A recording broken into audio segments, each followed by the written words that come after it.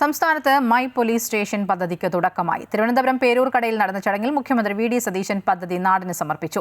Police സ്റ്റേഷനുകൾ പൂർണ്ണമായും ജനസൗഹൃദമാക്കുകയെന്ന ലക്ഷ്യത്തോടെയാണ് പദ്ധതി നടപ്പാക്കുന്നത്. അതോടൊപ്പം സംസ്ഥാനത്ത് 419 പോലീസ് സ്റ്റേഷനുകളുടെ ചുമതല എസ്ഐമാർക്ക് തിരികെ നൽകും.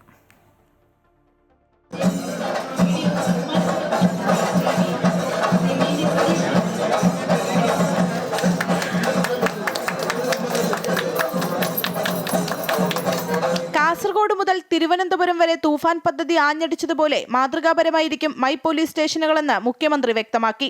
പരാതിയുമായി എത്തുന്നവർക്ക് അവിടെ നിന്നും നീതി ലഭിക്കുമെന്ന് ഉറപ്പുണ്ടാകണമെന്നും മുഖ്യമന്ത്രി പറഞ്ഞു.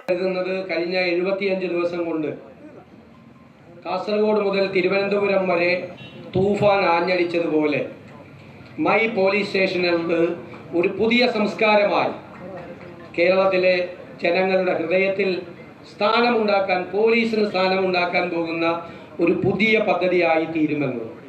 പോലീസ് ഒരു സുഹൃത്താണ്. നമുക്ക് ഒരു സഹായം വേണ്ടി വരുമ്പോൾ ഓടിയെത്തുന്ന ഒരു ബന്ധുവാണ് എന്നുള്ള നിലയിലേക്ക് കേരള പോലീസിനെ മാറ്റാൻ വേണ്ടിയിട്ടുള്ള ആഭ്യന്തര വകുപ്പിന്റെ ശ്രമമാണ് മൈ പോലീസ് സ്റ്റേഷൻ. കേരള പോലീസിന്റെ ഏറ്റവും ജനപ്രിയ പദ്ധതിയാണ് മൈ പോലീസ് സ്റ്റേഷനുകളെന്ന് ആഭ്യന്തരമന്ത്രി രമേശ് ചെന്നിത്തല പറഞ്ഞു. സമൂഹത്തിലെ മാറ്റങ്ങൾക്കനുസൃതമായി പോലീസിലും കാലാനുസൃതമായ മാറ്റങ്ങൾ അനിവാര്യമാണ്. ഒരു കാലത്ത് ഭരണകൂടത്തിന്റെ മർദ്ദന ഉപകരണമായിരുന്ന പോലീസ് ഇന്ന് പൂർണ്ണമായും ജനസൗഹൃദമായി മാറുകയാണ് എന്നും ഹൊറർ സിനിമകളിലെ കെട്ടിടങ്ങൾ പോലെയും സ്റ്റേഷനുകൾക്ക് മുന്നിൽ ആക്രിക്കടകൾ പോലെ വാഹനങ്ങൾ കൂട്ടിയിട്ടിരിക്കുന്നതുമായ പഴയ അവസ്ഥ ഇനി ഉണ്ടാകില്ല എന്നും അദ്ദേഹം വ്യക്തമാക്കി.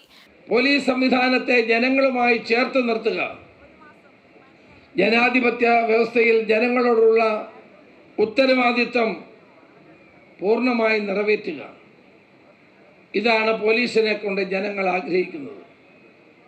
ഭരണകൂടത്തിൻ്റെ മർദ്ദന ഉപകരണമായിരുന്നു ഒരു കാലത്ത് പോലീസ്.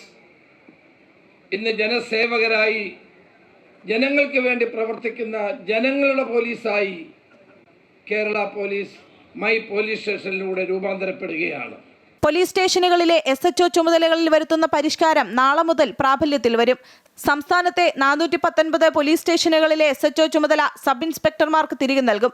64 സ്റ്റേഷനുകളിൽ സർക്കിൾ ഇൻസ്പെക്ടർമാർ SHOമാരായി തുടരും. അമൃത ന്യൂസ്, തിരുവനന്തപുരം.